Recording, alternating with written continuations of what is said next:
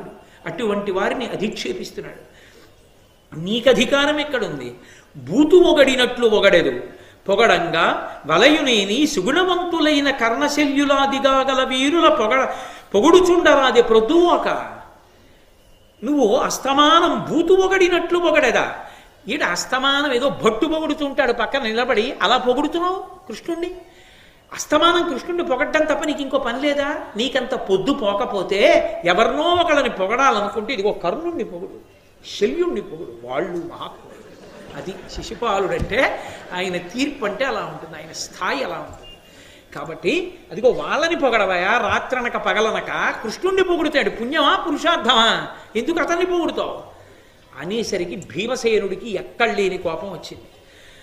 ప్రకటిత కోపవేగమున పద్మదళాయత నేత్రముల్ భయానకతరలీల దల్చనరుణజ్యుతి ఉజ్జతమై త్రిశాఖమై భృకుటి లలాట దేశమున బొల్చే త్రికూటతటి త్రిమార్గగానుగృతి ప్రభంజన ప్రియతనూజన కంతకమూర్తి కచ్చటన్.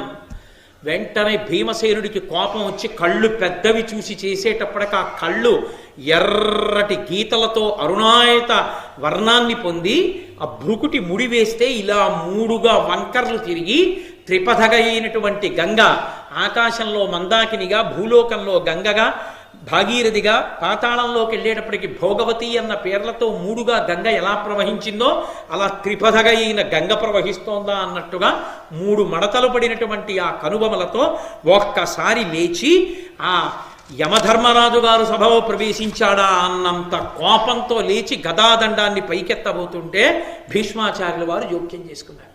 భీమసేన కూర్చో కూర్చో కూర్చో కూర్చో, నువ్వు తొందరపడకు.